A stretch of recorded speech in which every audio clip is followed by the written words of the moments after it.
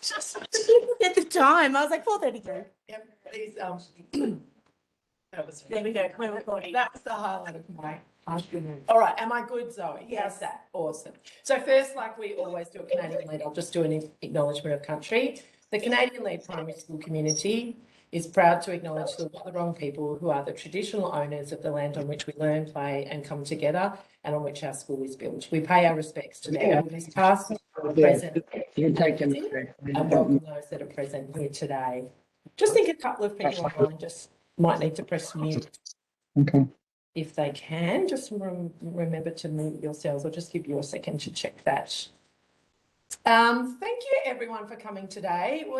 Kathleen's just had to sneak out, so thank goodness for Zoe, the tech assistant who's just taken over. So we've got a really complicated system here because one of our presenters, Catherine, is here in person and Shae's actually sitting somewhere else. So she's via WebEx too. We've got half a live audience and I think we've got quite a few people logged in. And we're recording as well. Probably be helpful if we had these in the same location because every time we move, we have to have a different tech setup, which is a little bit challenging, but it's all good.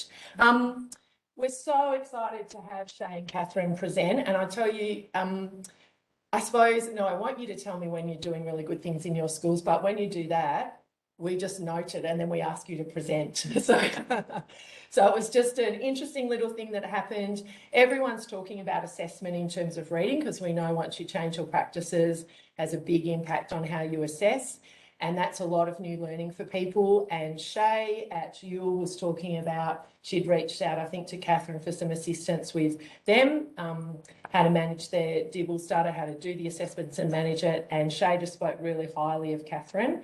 And that's how kind of this happened today, which we're really grateful for. We know, as always, we've got a huge range of people in the audience. I always ask people when they come in, you know, where are you? We've got some people right at the start. We've got people well on the way. We've got teachers who are the only drivers in their school. We've got leaders who are trying to drive change more from the top down. So everyone is in a really different position. The good thing I think about these is just also the connection that comes from people too, about hearing where everyone else is up to. And yeah, that's really important as well. So Catherine, I might just hand over to you. I'll move out of this little X spot that you've got to stand on right there and not bump anything. And thank you. We might give you a big warm welcome because we're very grateful. Thank you. Nice spot. I think that looks good. Great. Hello, I'm Catherine Barnett and I'm the Learning Specialist for Teaching and Learning at Teesdale Primary School. And I'm here with my colleague via WebEx, Shae Armstrong. Shae, are you there? I am. Thank you, Catherine. Beautiful. So Shae is with us. So unfortunately, Shae can't be with us today, but we are a team and we're here to tell you our story. And I can do this, can I? Yeah. Can I? Or just click? Yeah. Beautiful. So this is Teasdale Primary School, 245 students-ish. It's a 50-minute drive for me, but a beautiful drive, and about 30 minutes from Geelong. My principal recently said, oh, we're a small country school here in relation to something. I said, oh, I don't know if that's really that small anymore. But it has grown recently in the last 3 years, gone from 7 classrooms to 11 classrooms. So we've got 11 classrooms now, a 4-day-a-week teacher who does our Tutor Learning Initiative.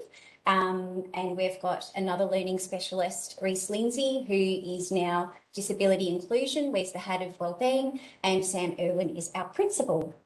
And I'll click the next slide. I think I've covered that. And it's a beautiful session.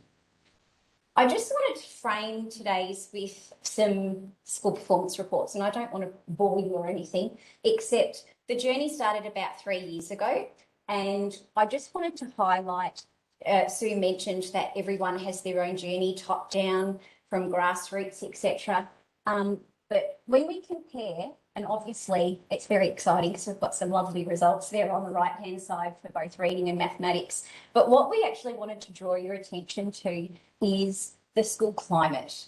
And that's what we're going to be talking about today, because the journey, the science of reading The science of reading journey so far at Teasdale Primary School started with teachers. It was built by teachers and it was supported by leadership. And so everything that we do at Teasdale Primary School is owned by teachers.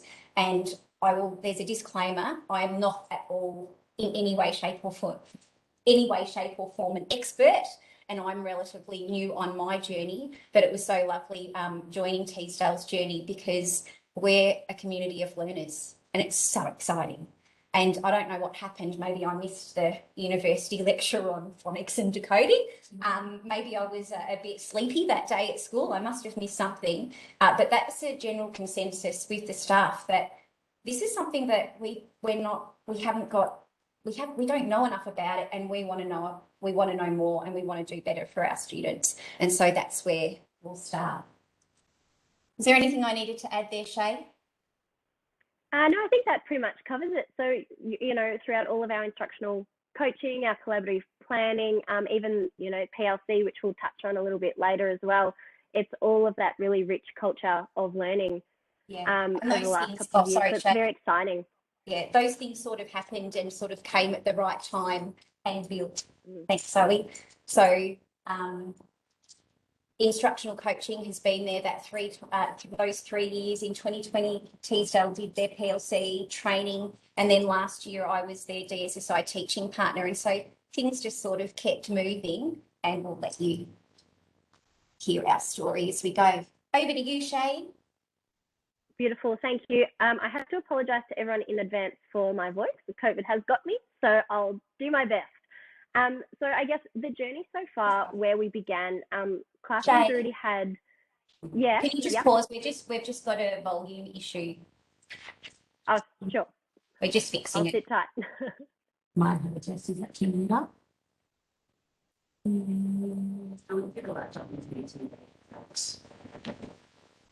Yeah.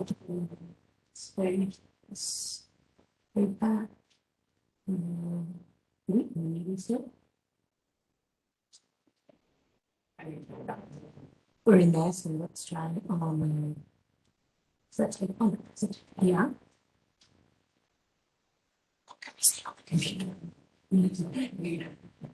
I think it is just share presentation. Yeah, no, this is the presentation. Oh, you can still see You know, that's presentation, but it's not in the. I said to my break, so let's go back to the decks. Yeah. And Oh, no.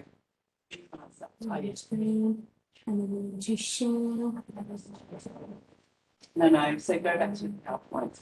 Yeah, just go back to the PowerPoint. Yes. Yeah. It's one of the And from current class. There we go, and we're working. Yeah.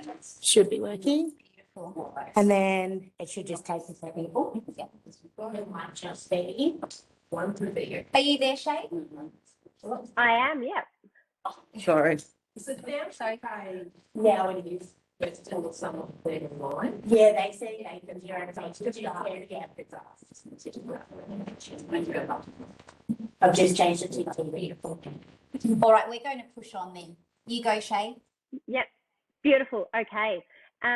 So the journey so far, so classrooms in 2020 already had a sound chart displayed, but for the most part, they were sort of largely unused or a little bit misunderstood on how to use them. So as Catherine mentioned already, teachers requested some PD around how to utilise these better and how they should be used. And so our learning specialist, Reese Lindsay, ran some learning brekkie PD sessions before school on, you know, phonemes and graphemes and a lot of the terminology and how to use our sound chart.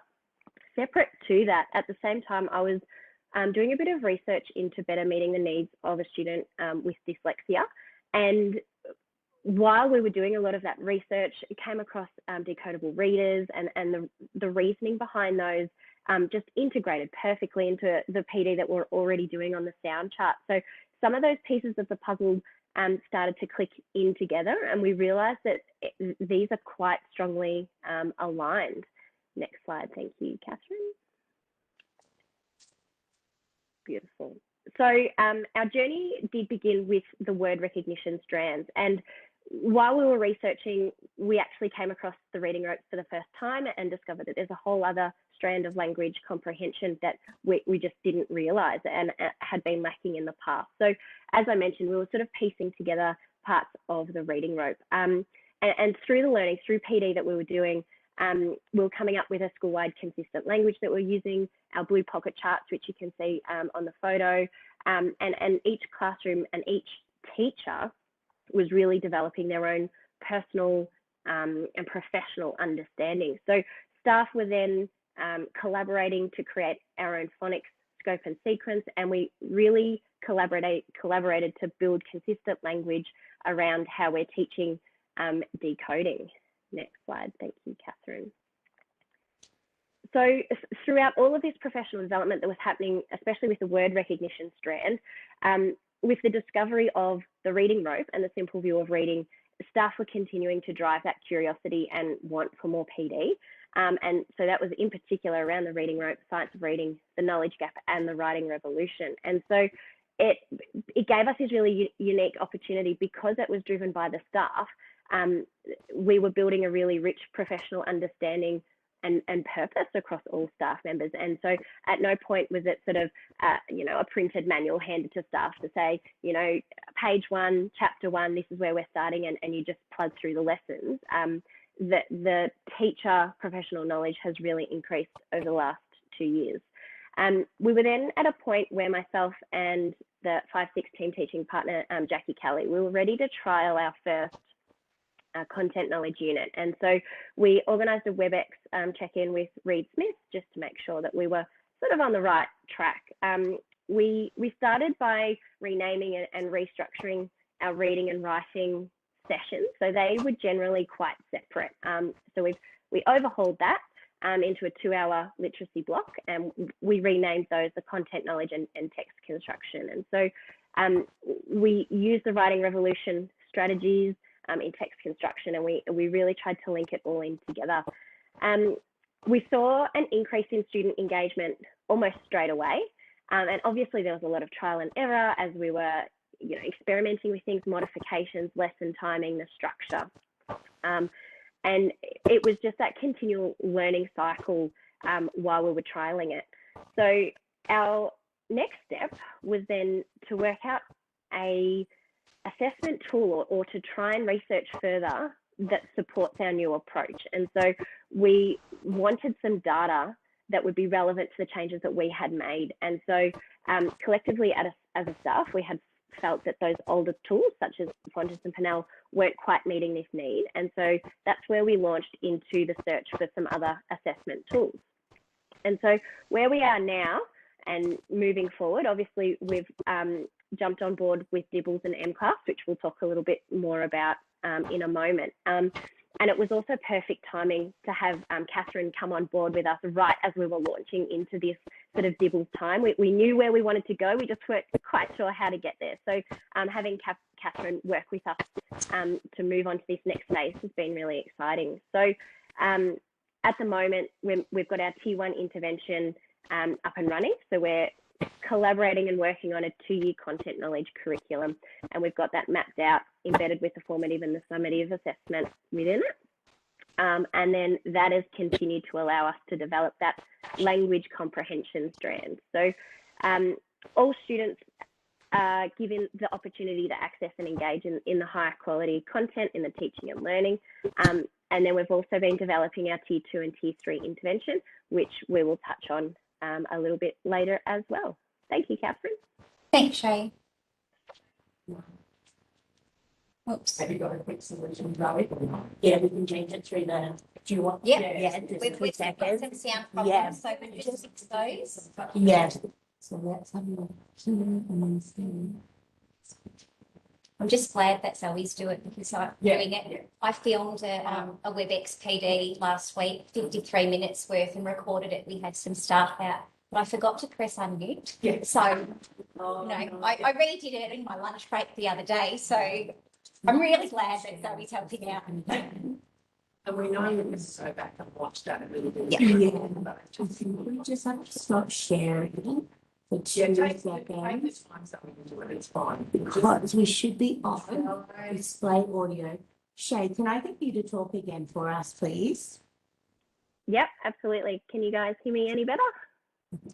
So, speaker, version audio, and then.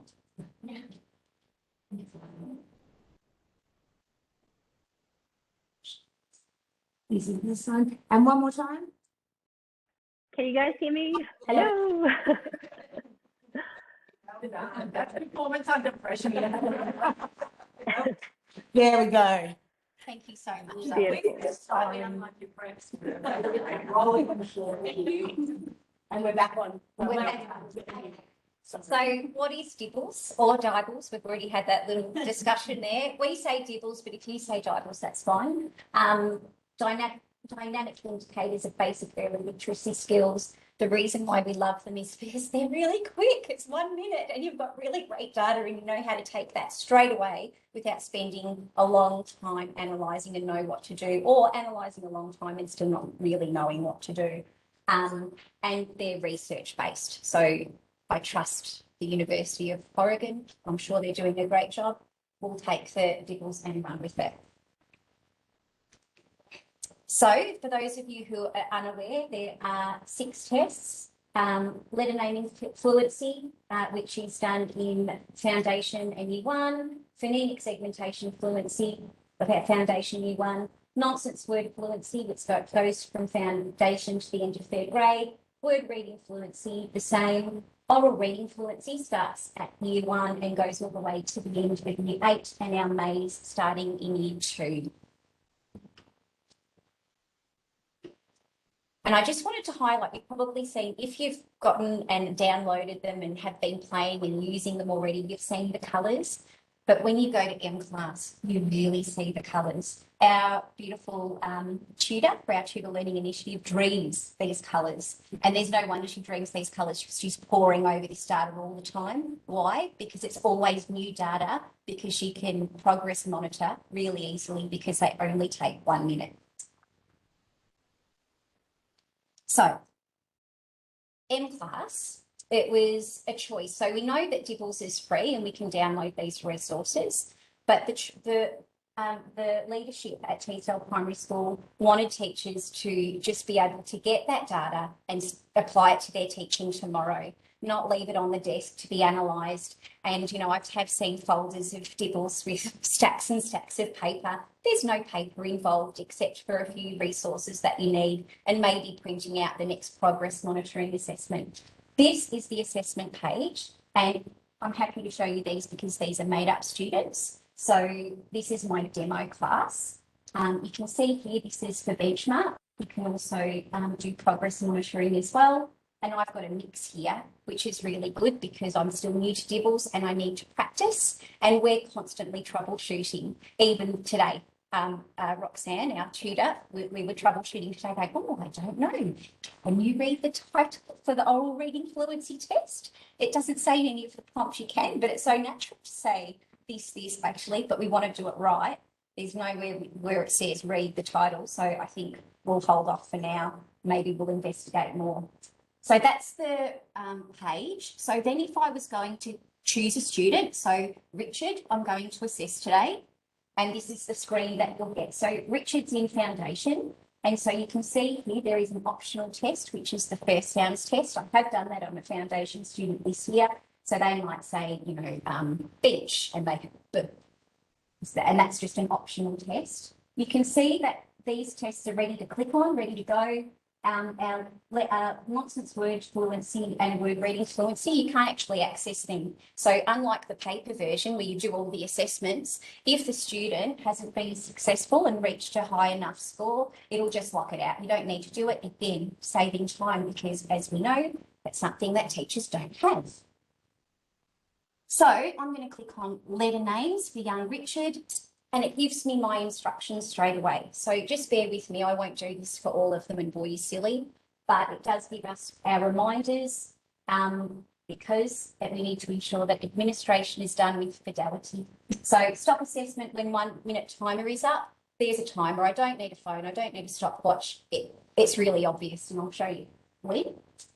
The 3 second rule, say the letter name, point to the next and say keep going if the student hesitates for 3 seconds. And it also says small the missed letter is incorrect, and if I can use this as often as I need it. So it reminds me of all the rules before I get started. Say remember to tell me the letter name, not its sound. I can only use that once. Sometimes we want to say it more. And discontinue the assessment. So if they get, it should tell me if they get, they do not name any correct letters in the first line. Thank you so much. You can go back to class now, it's all done. But if they, when I'm administering the test, I go to instructions and it gives me my prompts. Here are some letters. Tell me the name of as many letters as you can. When I say begin, start here. Point to the first letter, so it gives me my script and my prompts, and go across the page. Point to each letter and tell me the name of that letter. If you come to a letter you don't know, I'll tell it to you. Put your finger on the first letter. And I go to measure, and then I can say ready, begin. When the student says the first one, I press start assessment, and obviously I'm not doing this live. This is the clock up here, so it counts up to the minute. And in the last 10 seconds, this goes orange, so I know I've only got 10 seconds left. Really obvious. The rules are very similar here to the paper version. You don't even need to practice this one on paper. You can do it straight on your iPad. It's easy. Correct, correct, wrong, wrong, correct, N, no, correct. So we can change that self-correct. It's just a matter of wrong, right. They self-corrected, so a click. Oh, miss the whole line. I just can do that, so it's really quick. I said W, so that's incorrect. N, incorrect. S, etc. Then I will get this screen at the end of the 1 minute, and it says, was this measure administered remotely? So obviously we can see the beginnings of mCLASS because I think this was born out of teaching remotely. I just say no. I haven't pressed yes yet, but I'll let you know what happens when I do. Hopefully I don't actually. I take that back. And then to stop it after that, I can hold down on that S, and that's the last letter that the child named. So that one's really easy. So when we practice, so we started DIBELS. I presented some work as the DSSI teaching partner around DIBELS, saying, is this what you want? This is what it is. The staff said yes. And so Laura, Clancy and Kelsey White, two of our teachers, they went off and did the DIBELS PD. It wasn't an mCLASS PD, it was 2 days of training. And then I worked with them so that they could facilitate PD to the whole staff. We all started on paper, but then we got this. So some of us did them on paper and then we typed in the results into mCLASS. But then we're like, hang on, I don't even need this paper anymore. Although this one we still do paper sometimes because some children are really quick and you get caught off guard. So as we're learning it, and our tutor, who is the most experienced, she's becoming our resident expert. She still does phonemic segmentation fluency and nonsense word fluency on paper first, just to make sure that she's doing it properly, and then quickly puts it into mCLASS, because there's nothing worse than going, stop to the child because you're flailing. Again, I won't go through the scripts this time, I won't bore you, but it gives you your instructions. It then gives you your script and your prompts. It also has a little practice. So in this particular instant, little Richard, I can check that I'm on the right student there. Richard actually did say correctly. He said so I pressed correct. Very good. Sounds in the word and then I go to measure. Okay, here is your first word, my. So Richard here has gone I, and I click, so I can see that he's segmented those two sounds correctly. In here, he's made a mistake. He went ear. I still click here to say that he's had an attempt, and then that's an error, but he got ear correct. Oops. Okay. He's gone the, and I've just done that so you can see it. but you can, if they just start saying repeating the word, you can just click whole word as well to move it along. And new. Well, he didn't say that, so I didn't put anything. So that's just what it looks like there. And you can see here, it's been counting down the whole time. So once I get to the end, I did it right, one right on the buzzer there. That's contentious, but let's say it's fine. We've got an, at, and then he said and, so I do whole word as well. Nonsense word fluency. Again, this is one that our tutor recommends doing on paper just to make sure you write first before we put it in. And you know what? It doesn't take too much time, but we want that data that goes into our reporting system to be spot on, because that's going to influence our teaching, and we don't want to teach students what they don't need. Again, I'm not going to go through all the prompts. I think you get the picture. But TIB, so these are the students reading the nonsense words. But this particular student just segmented the word, and then I do the next word straight away, have, so you've got the vowel wrong. So I still marked that he made an attempt, but it was an error. Self-correct. So still made an attempt, error, self-correct. And tep. So sometimes they do those chunking with those phonemes, and then tep, whole word. So you can just drag them across, so it's really quick. Again, 59 seconds. Troubleshooting. So even when I was working with Roxanne the other day, she was like, oh, Catherine, I think you've made a mistake there because you didn't put the, I just said that he'd self-corrected and or made an error, sorry, but I hadn't shown that he'd done it. And I'm like, oh, how do we check? We go to our troubleshooting videos all the time. So mCLASS is through Amplify, and there's a whole range of support resources. What's lovely about them is they're really short and sharp, and they give us the information. In week 5, Teesdale Primary School, meeting again as a whole staff just to make sure that we're all on top of it, and these instructional videos will be at our side. Word reading fluency, again, you can be pretty confident, just put it straight onto the computer or the iPad. You don't need too much practice. This is what it looks like, just like the paper version. And again, a little bit like letter naming fluency, you just click on it if there's made an error. You can click on a cross if they've missed a whole word. If they say e-live or are live, they can, you double click it, so it goes error and then self-correct. And at the end of that, and at the end of that, when it says, did you administer remotely? No. And I just hold down there so that I've got my endpoint. Am I going too fast, or are we all good? I didn't, yeah. And oral reading fluency. And I was just talking about this. Do we read church pairs? Doesn't say anywhere we do. So none of that. This is a book about, there's none of that. It's just here it is. You follow your prompts, obviously, that mCLASS give you. This is what it looks like. When the child starts reading, you just simply click. Click if it's an error, double click if it's a self-correction. You can't put omissions or insertions in. So that's probably the big difference from the paper version. And again, once you've finished, hold on that last one there. And maze. So our junior school are often doing maze still on paper just because of technology requirements, but they can be done online. In our 3 to 6s, where students have one-to-one iPads, they've just got to log in, and essentially that close activity, that paper activity, just comes up on their iPad, except there's a little cute purple owl, and instead of correcting all those worksheets, when they press submit, all of it magically goes into your reporting system and you see how they go. The magic of the World Wide Web. So that was the how to administer the tests. Then I have a separate email, which is our student reports. And up the top, we've got our benchmarks, beginning of year, middle of year, end of year, progress reporting, which I'll talk about in relation to TLI, instruction and Home Connect, which I'll go through now. So you can see a bit of a class summary there of how they're going.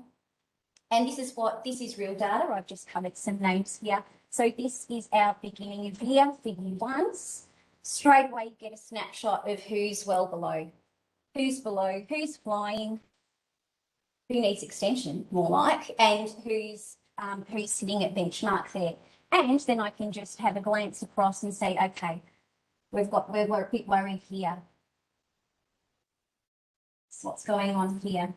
What's happening here? We get all reading fluency. So the colours are just a really great snapshot straight away to go, okay, I can see what's happening. And once you've got that, we can go to instruction. So this is the really great part because teachers are time poor. I go to instruction, and what it does, it groups my students for me. So, and this isn't what the data looked like at the beginning of the year, because every time you do a progress monitoring and you update results, all your groups move again because students are constantly moving, which is what we want to see. Originally, I can tell you in this particular group, there were 6 students in this group and there's only 1 left. It tells me that phonemic awareness is their goal. It tells me what they can do. They can segment some word parts, and it tells me what we need to work on. These are some of the other figure 1 parts. So letter sound knowledge, reading words with similar patterns, reading words with more complex patterns, and comprehension skills. And you can see down the bottom here, excuse me, after what they can do and need to continue, there's some C activities. So if I press on C activities, oh, sorry, I've skipped ahead, gives you a little bit more information there. Here are the activities. And you can see there's a number of activities here that may or may not suit a particular group or child. There's a number of pages I can go to, but I'm going to do Ralphie rhyme words with initial blends for this particular child, and it gives me the warm-up and the word bank that I'm going to do. So they're not all great. Some of them you need little cut-up things, and don't do that one, find a better one than that. But when you're trying to think of a specific skill that a child needs and it's going to give you the words and the list, great, we'll take that and we'll use it straight away. I can use that tomorrow. It also has its guided practice as well. So our gradual release that I do, that we do together. Right now, it's your turn, you do it alone. My teaching partners from DSSI also put me onto the Florida Centre for Reading Research. So this is fantastic in that once you've got your deficits in DIBELS, you know what the student needs. These instructional routines are fantastic, and I'm a fan of these instructional routines because I do love a chat. So they keep me on task and they keep me scripted and I don't waste any time. And the thing is, once you've got that language, it just sort of comes out eventually after a while because you've repeated quite a lot in the classroom. And this one was, I can't remember what it was because I can't see the title, but it gives you the teacher and students practice. So again, it's got that gradual release in there. They're really helpful and they're well worth looking at. So what does this look like? How are we using this data to help inform our Tutor Learning Initiative? So when we got started, we looked at the end of year DIBELS composite scores from last year, and we just literally took all the students. So this is our last year's year 3s. We just looked at the ones who were well below, but we wanted to triangulate the data. So we used LEST, which is a phoneme test from Macquarie University. Right. We also looked at their PAT, which is very interesting. We also looked at their NAT plan as well. And then a task the teachers did is they actually started looking at, well, did they actually achieve 12 months growth in 12 months? Are they a good fit for TLI? And then we compared our shortlist to our beginning of year data. And essentially, even after all that triangulation, a lot of those kids that are highlighted were the ones that were selected for our Tutor Learning Initiative. Again, it grouped us, all the students' names are there. It gave us our groups to start with. They probably stayed the same for 3 weeks before they started moving, and they continually move. Every time I go and do a coaching session, I'm always with a different group, and it's constantly moving. And I think that's a really good thing because it shows us that what we're doing is working and what we're doing is paying attention to what our students need. And it's not, sometimes it's because the behaviours don't match. So, and Roxanne does a great job of that. So in our progress monitoring, just so you know, there's no letter naming fluency and there's only 2 Mays between benchmarks. They suggest that for year 1, you can progress monitor every 2 weeks. And currently our tutor or our teacher, Roxanne, is progress monitoring every 2 weeks. Interestingly enough, when we looked at their deficit, I said, just focus on this particular test so you're not wasting time. But because they're so quick and she can't help herself, she's like, no, I can just get them all done anyway, which is really exciting. Our year 2s, we're doing every 2 weeks, and our year 3s every 2 weeks, and our year 4 to 6s, we're doing every 4 weeks. Sorry, these are the recommendations here, and you get it. So this is what our progress monitoring looks like, which I'm sure you're interested in seeing. So this is one of our little dots from year 1.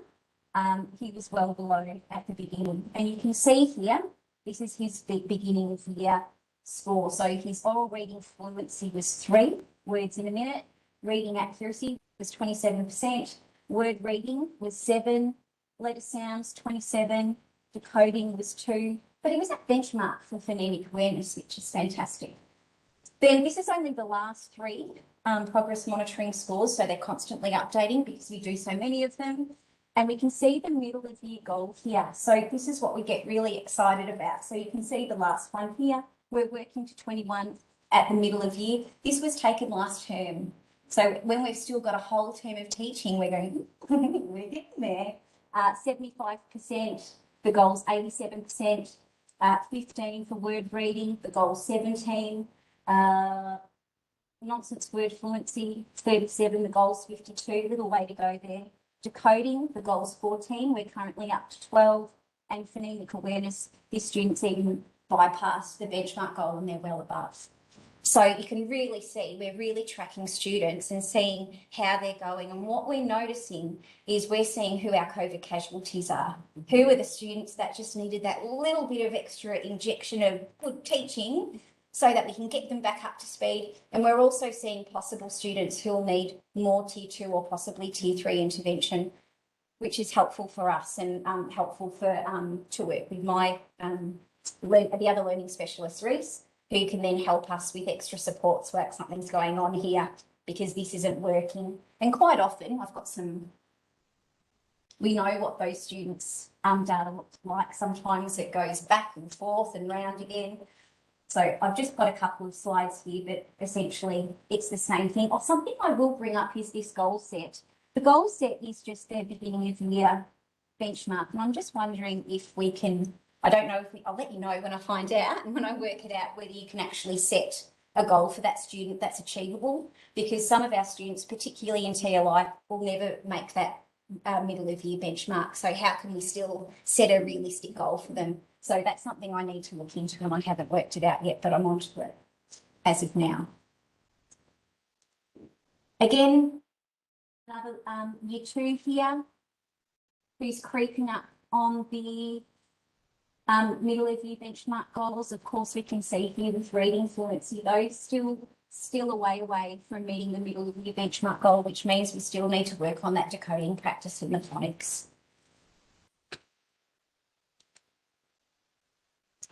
And again, I love the colours, like benchmark, you know, at benchmark for nonsense word letter sounds, but below everywhere else. Again, still working towards those middle of year benchmarks. So as you can see why our why Roxanne dreams red, yellow, blue and green, because she's just poring over these colours all day long and changing her practice accordingly. So Shae, are you there? I am, thank you. It's your turn. Great, thank you. So what does this actually look like for our PLC inquiry cycle? And so we've got an example from term 1 this year where all year levels, sorry, there's just a bit of feedback coming through the screen. I can hear myself on a loop. I don't know how to fix that. I'll just try to ignore it. It's all good.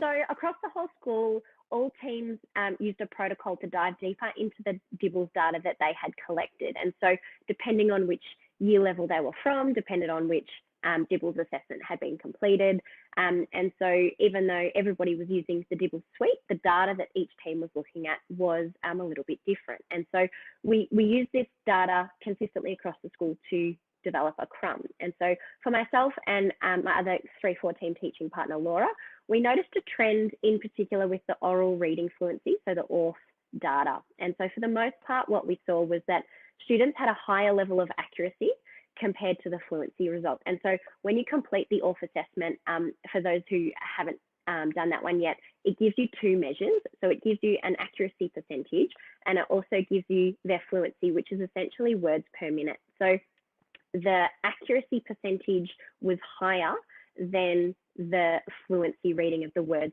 per minute.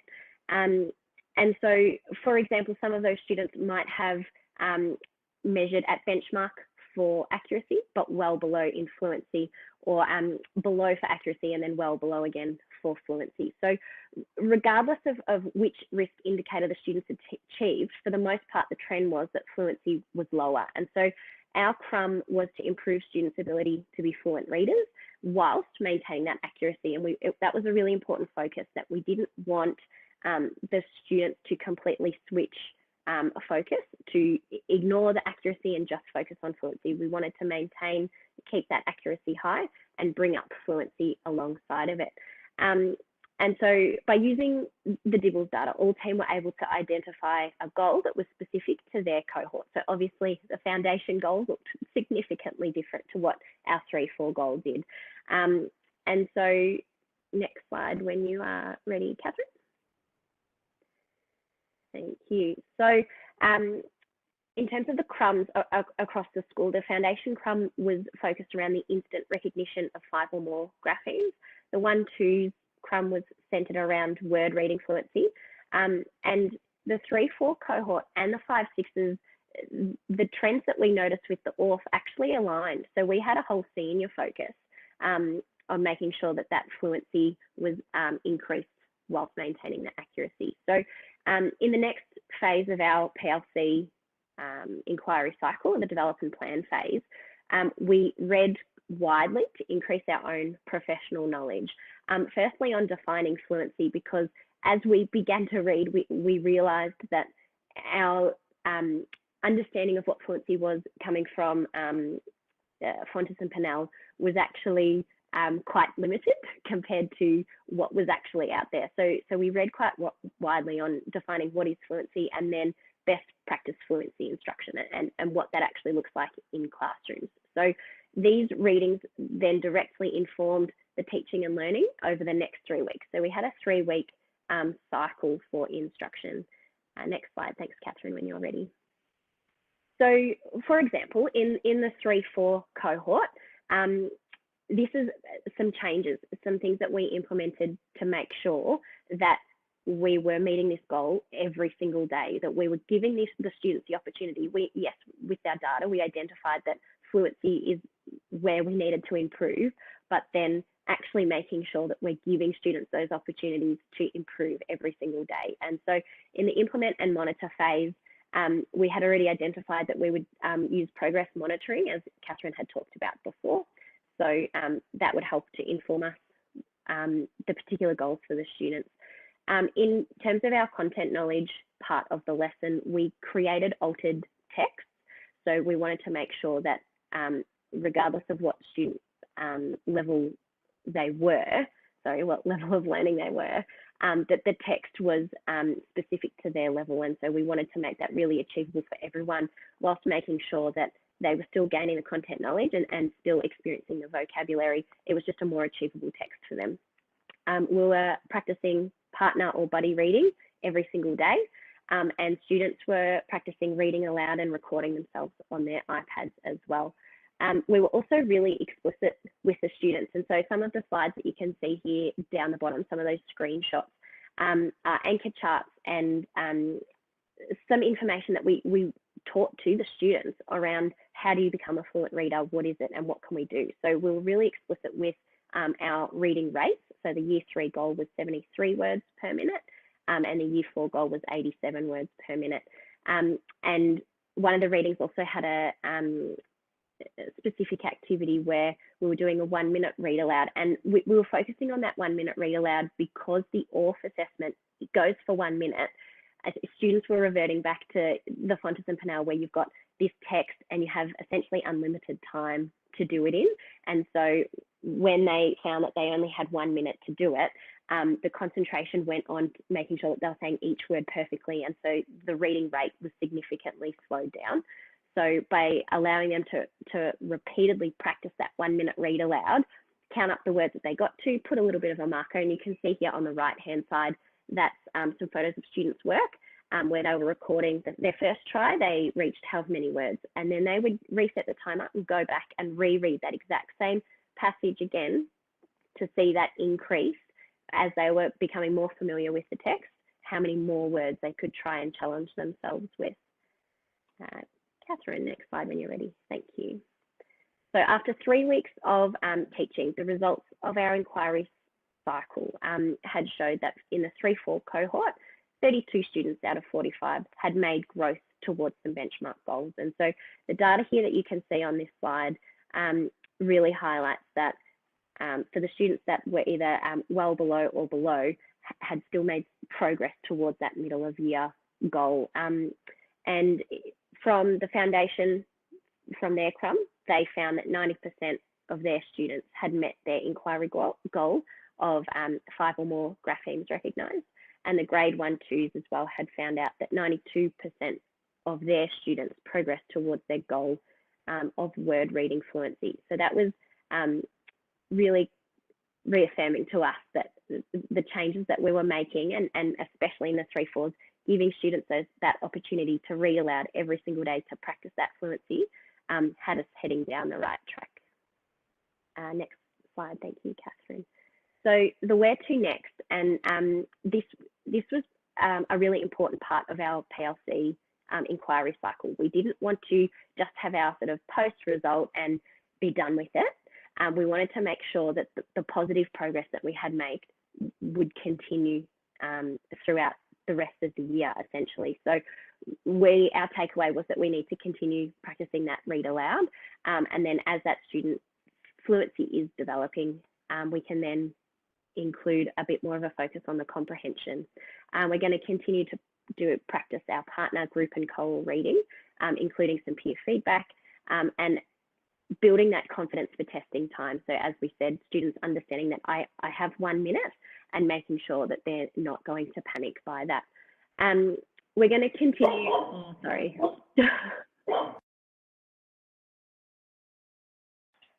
Sorry, benefit from being at home. We're going to continue to encourage rereading a text to support the comprehension and the fluency. And so the focus was not so much on the quantity of words, but the quality. And so some of those activities that we were looking at each day may have only been 3 sentences long, but we were rereading and rereading to build that fluency.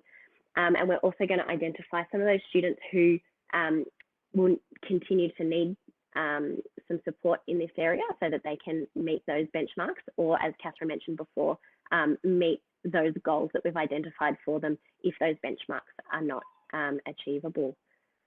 Thanks, Catherine.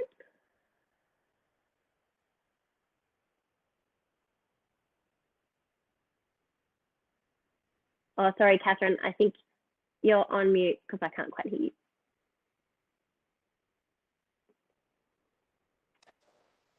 All good? Yeah. Okay. Yep, thank you. Shae, so we've gone through benchmark, progress, instruction, and then there's Home Connect as well. So when you click on Home Connect, your students come down here. I can choose English or Spanish, click English, and I download a PDF, and I get something that looks a little bit like this, which is a report for parents. Now, we haven't quite nailed this part yet. It's still a work in progress. I've just got boxes over the students' names. So why is your child being assessed and what the below assessments mean? So this is for a Year 1 student. So it does flag where the student sits here for the parents, but a little bit of learning needs to go into educating our parents what that means. I told them not to worry about this bit just yet, but focus on this, because activities for your child need to be this because where your child needs support is phonemic awareness, and it gives parents so word race, find specific sounds, break words apart, gives them some ideas of what they can do at home to support this child, which they want to do.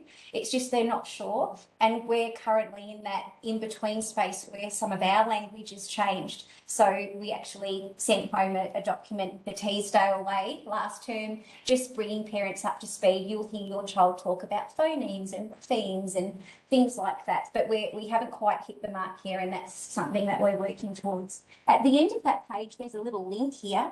And if parents go to this website, they'll go to a site called mCLASS Home Connect.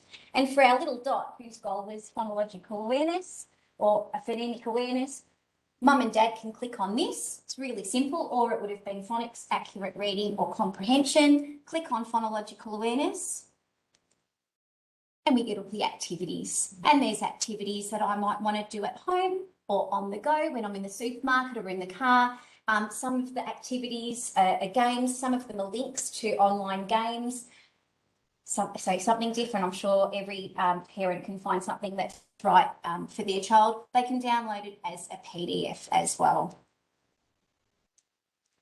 Well done. Almost a time. Yeah. And Awesome. yeah.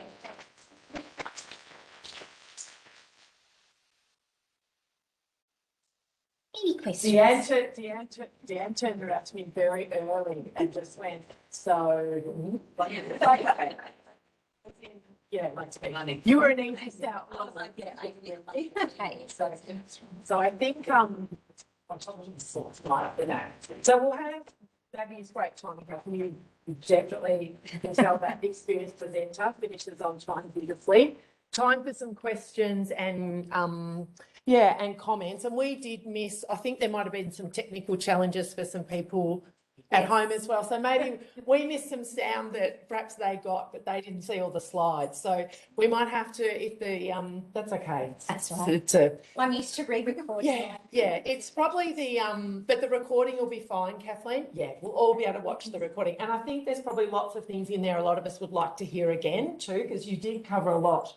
Because I said that to Catherine, don't just come and talk about this. Tell us about the school and how this started, because it's the change bit that I'm really fascinated in, and how to support the people that, you know, want to change and are finding their environment a little bit challenging or just not sure where to next.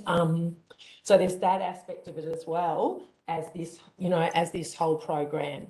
And my little tip would be for you, you know, you don't jump in and start to assess something if you're not teaching it. There's absolutely no use assessing phonemic awareness if you're not teaching it. If you're not teaching fluency, don't assess it. This is actually about a fundamental change about how we teach reading, and it's a big change, and it's not an easy change. It was obviously fairly easy for you.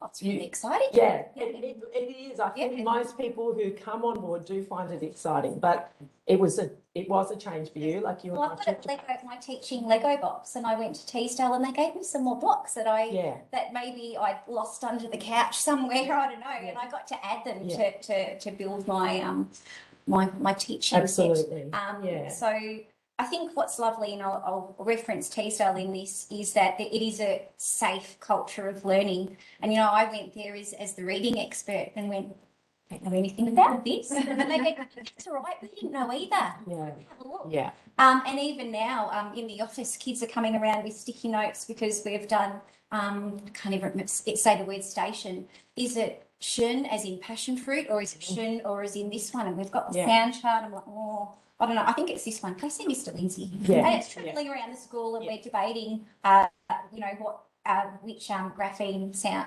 phoneme correspondence could be right here. So it's actually fun. Because we're learning as well, and I think at this point as well, our teachers are seeing that, you know, it's intrinsic motivation. Look at our data. What I did last week made a difference, and now I'm going to try and do this again. And that's where DIBELS does work really well, because it's so instant. It gives the teachers the power, absolutely. Yeah. Because that was what, I think when teachers hand on heart say this, that for a long time, and certainly as a 5-6 teacher, it was me, we knew what we were doing wasn't working for all kids. It certainly worked for some, and that's what the ladder of reading shows us. It was some kids just are innately primed to crack the code themselves and need very little instruction. We know it wasn't working for a lot of kids, particularly our at-risk kids, who really rely on what we do from 9 to 3:15. And I say this to people all the time, it's not about the adults in the room, it's about those children's right to be literate. And that's what you guys are doing, which Absolutely, is and I'll even flip that as well, because in my view, you've got children who are amazing readers, but we can't spell. No. So we've totally skipped over that part Yep, there. we So did. if you We can did, because we didn't teach them about the code. We didn't teach them how their language works. Encoding, decoding, they go together, and that's what Shae was talking about with how our structure continually changes. Yeah. But reading and writing, the reciprocity in those, they match each other, and we have to keep bringing them back together. We've been having conversations about that too, about is that phonics block a decoding block or also an encoding block? Yeah. And just the thought that, can you imagine that those people who teach, at 3-4, those children coming out of F1-2 with good handwriting, phonics under their belt and good spellers, you can teach them how to structure a text type.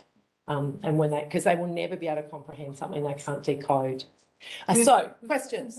Yes, okay, go. Kathleen, you do those and you do hands up. Yeah. Well, Catherine, it's funny, I know you're going to say that, because we're not about spruiking something. It wasn't really about that. It was trying to sell you. No, it was about the link. How we use The link to PLCs and everything as well, because we know that the actual assessment stuff itself is free.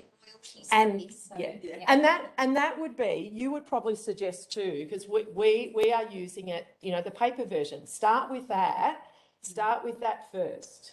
And even when you've got mCLASS with NWF and PSF, maybe stick to the paper, because once you get one of those students that goes really quickly, it's like, I need to do it again because I've lost it. Yeah. The lovely thing is you can, if you are doing it straight into the computer, it says either done or invalidate. So you can invalidate the assessment and say, that was a great practice, we're going to do it again. Yeah. We might put a link where people can find out some more information about subscribing and school size and all of those. So that's what, because we sort of didn't think we'd go into that, because we're not. Got a question from Kate Robinson, and she said, great presentation, lots of great presentations, people loving it. They've started using progress monitoring for the first time last term using Amplify, and some of their students went backwards in some of the assessments. Has this happened to any of your students? And what do you make of this when it happens? So we've got a few students that we see are moving really slowly or go forwards and then go backwards again. I think they're our students that for me highlight, well, something else is possibly going on here. They'll probably need that continued tier 2 or even tier 3 support. Yeah. So what do I make of that? Well, it's really tricky, because some of those children, sometimes it's the day, but that's where anecdotal records of the teacher and the observations come into play as well, because if they're demonstrating different things in their book or in their reading, I think those things need to come into play as well to help make a decision about where to next. Yeah. And we have a lot of children, and Kathleen, you'd be able to talk to this too, that actually have learning difficulties, have language disorders, do have dyslexia. Yeah. And before we really couldn't sort them out, whether they were instructional casualties. So if they've had that good tier 2 intervention for 6 months. Yeah. And my question to Kate would be how far up and down, because we had the same thing. But if you track children over long term, is the general trend, upwards. Yeah. And the lovely thing is with this, you can keep that record, so you can actually track them long term. Yes. Yeah, like over a longer term. And then you might be referring kids. There might be, I don't know what the experts can't claim the percentage of dyslexia is, Kathleen. Is it 10%? I think it's 5. 5%. Yeah. So we're talking, in a classroom. 3 to 5. Exactly. Yeah. We would have a number of students for sure. I'll just ask a quick question. I've had a bit of a dip into using some paper testing for the DIBELS, and I just wondered, in terms of recording the data, we probably can't afford to go this way at this stage, but In terms of collating the data and reporting it, I haven't been able to find anything. Yeah. Has anyone else in the room got a suggestion? What did you guys do before mCLASS? You had big folders, obviously. You said that. Well, some teachers, so before, so we pretty much made a staff decision last year that this is how we're going to go. But prior to that, it was only some teachers giving it a go.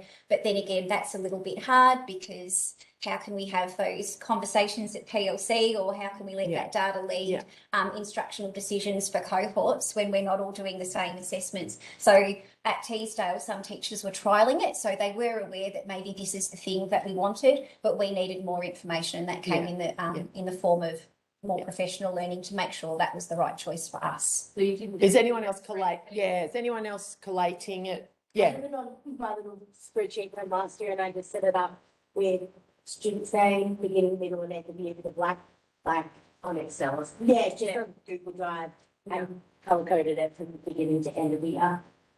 In the DIBELS Facebook group as well, they've had a True. share. Yep, there is. There's an Australian one, isn't there? Yeah, there is an Australian Facebook. But they have like. Yep. Thank you. Yeah. Yeah. Okay, please. Yeah. All right. And a lot of a lot of things you were saying, Catherine, resonate. Like Deanne and I are doing the letters course, and it's American, so from the same place that DIBELS has come from. But that idea of assessment, outcomes assessment, which we need for reporting, and this doesn't match that because we know this is not what's in our big curriculum, and that's a conversation for another day. And that's another challenge because you guys have to report against that. And I think they're the hardest, well, they are the trickiest conversations I have with teachers because I have no answer to it when they say, this is what I've taught and assessed, but yet I have to write a report on something which, the terminology is quite different. But we do talk about screening, where this is really important, quickly identifying those at-risk kids, diagnostic, because what is it that they're not doing? There are different things, because every child who struggles is different in different ways. And then that progress monitoring is really, really important, particularly for tutor learning, because if you're not checking in every week, I would say, then how do you know what you're doing is working? And we have got some students where we're going, well, this isn't work. And we have got a group of Yep. year fours where today in our coaching session, we decided to adapt that again. Sure. Because it wasn't working. So Yep. it's constantly Yep. moving. And So into a tier 3, so fewer children, greater intensity. So we actually just split the groups in half. Yeah. So it was rather than 6, it's just 3 now. Yep. And we'll try that. We'll see if Yeah, that works. and that's what that tier 3 is for sure. That's hard. Greater intensity, Yep. greater duration, smaller group size. Yeah. I just quickly asked too, is it really American? Like, 'cause I noticed the new was new ooh. And in some of the texts and things, just skimming through reading passages. Yeah. Shae, I'll get you to come on. What was the special farm equipment from the passage? Rush hogging. Yes. So I actually don't know what that is, but what was it, Shae? Do you remember? Brush hogging. Yeah, so brush hogging it's like a slasher. So it's the equipment that attached to the back of the mower that like slashes paddock. Yeah. But we're in the country, so we just explained that to the kids. They went, oh, yeah. We know about that. So and it didn't affect. So then you might want to just pull those words out that specifically. Yeah. It's always an issue though, isn't it? Because there's context as well. Country kids, Indigenous kids, Central Australia, the words they're coming across are not, and not necessarily within their experience. Beach kids versus, inner city kids, farm kids. So it is a challenge, not just within, internationally. Yeah. Siobhan. Ladies online, sorry, I hope I'm not interrupting anyone. On the chat, there's a couple of questions around the costs with mCLASS. And Catherine, I know we were wanting to mention as well how we kind of sold it to families as such. So we did have reading eggs for each student that families were paying for.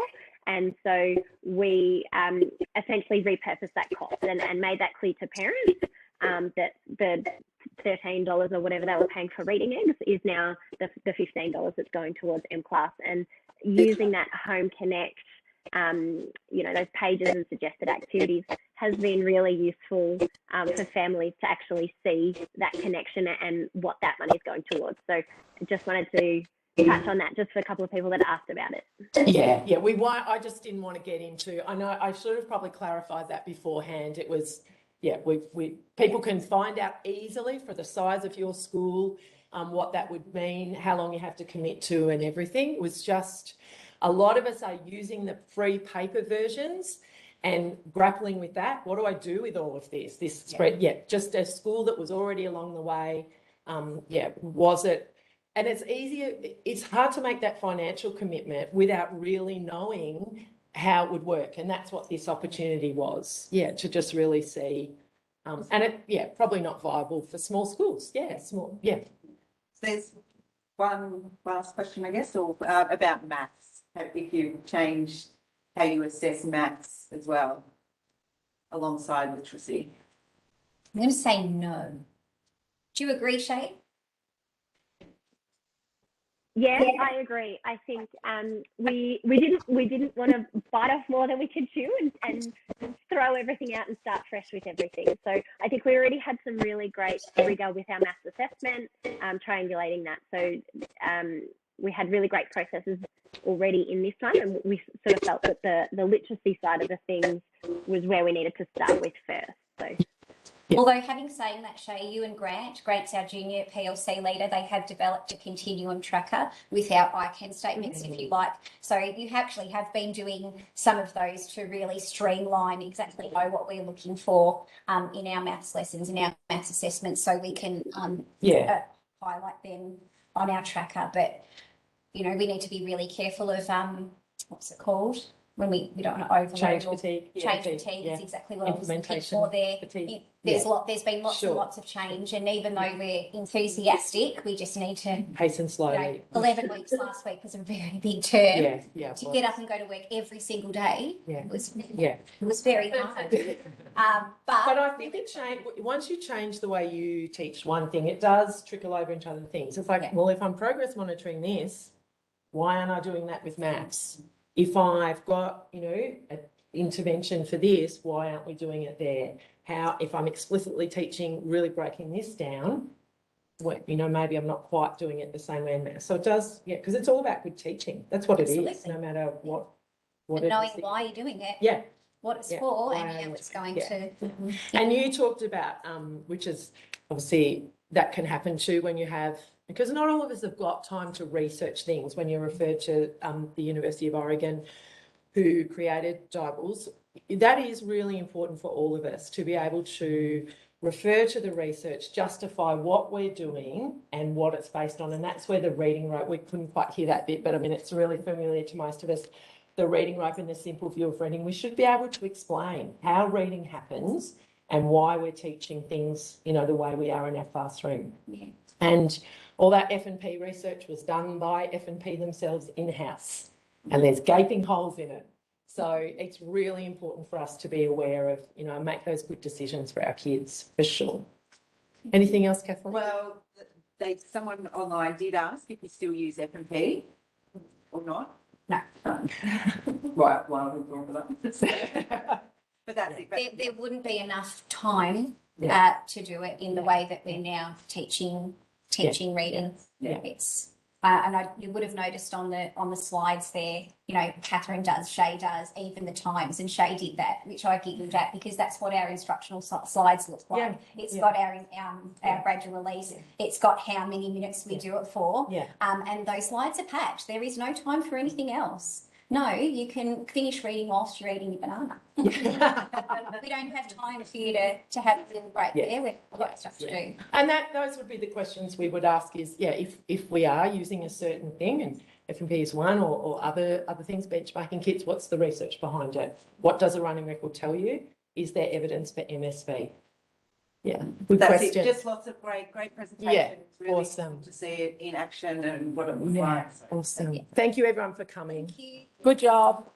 Thank you, Catherine. Thank you, Shae. Thank you, Shae at home. Thanks, ladies. Stop recording.